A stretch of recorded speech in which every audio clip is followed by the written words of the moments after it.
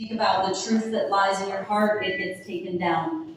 Accounts get taken down, words get shut down. How, this seems like such a big hurdle because it seems like there are so many big companies involved in the data and the censorship and the privacy and all of these things. What is the next step for us to be able to gain our voice, to be able to uphold that First Amendment problem?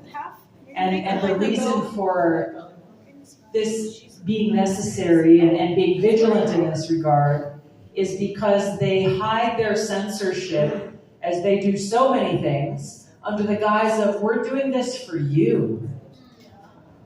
We care about you so much that we're going to protect you from any information or words or videos that may harm you, that may affect your mind with misinformation or disinformation. We're going to protect you from speech that we deem to be hate speech. We don't want you to hear anything that we think will offend you. We're doing this for your own sake. And this was where, if you remember, during the Harris-Biden administration, they came up with this genius idea called the Disinformation Governance Board. Yeah. I recently re-listened to the book 1984 audiobook. And what they called the Disinformation Governance Board was the Ministry of Truth. And that's something that is so, and I see a few shirts here about protecting women's sports, something that is so obvious and clear today. If you do this that there are biological differences between boys and girls and men and women. According to Kamala Harris and Joe Biden's Ministry of Truth, that is not the case. Don't believe what your eyes are showing you. That whatever they want us to believe to be true is the truth.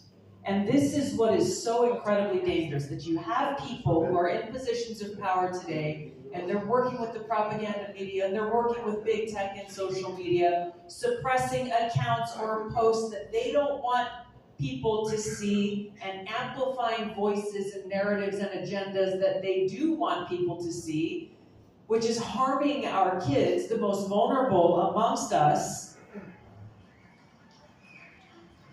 And they're doing this with this mindset that they believe that they know what's best for us more than we do. And quite frankly, that they just don't care. That they care more about their power than the well-being of our children. They care more about the power than our voices and our freedom to make up our own minds for ourselves. To see and hear information and discuss it openly in a public marketplace of ideas as we are gathered in places like this or online. They want total control. And so for people who, who may not live on social media very much, or who don't watch what's going on with, Matt Taibbi's release of the Twitter files exposing how the White House directed Twitter to censor people's voices who even dare to question their COVID policies. If people aren't paying attention to this, we have to cut to the core of this issue, is that we have in Kamala Harris and Tim Walz directly, and the videos are out there as the receipts, who believe that the First Amendment, our right to free speech and freedom of expression, does not apply to what they call misinformation, disinformation, and hate speech. Yes.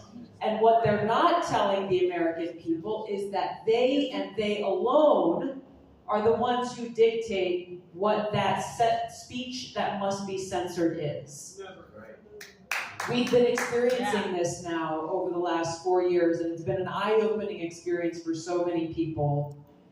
I've experienced it, as you mentioned, Danica. One day after I went and did an interview warning the American people about the dangerous and costly consequences to our country if Kamala Harris were elected as President and Commander-in-Chief, warning the American people about how she would try to mask her insecurity and weakness by projecting strength as a Commander-in-Chief, using my brothers and sisters in uniform as pawns, launching a new war or dropping a bomb here or there so that she could say, you know what, I'm strong. I'm tough. One day after I issued that warning, I was added to a secret domestic terror watch list called Quiet Skies. Political retaliation at its best, which not only is meant to try to bully and intimidate people like me, but the bigger effect is that it sends a chilling message to anyone who is paying attention that if you speak out against us, if you challenge our power and our policies and our greed and ambition for more power, then you too will be punished. The core question here, Danica, is what do we do about this? Keep speaking up and speaking loudly. Yeah. We defend our right to free speech by using our right to free speech and not allowing them to continue to try to force us into this culture of fear of self-censorship.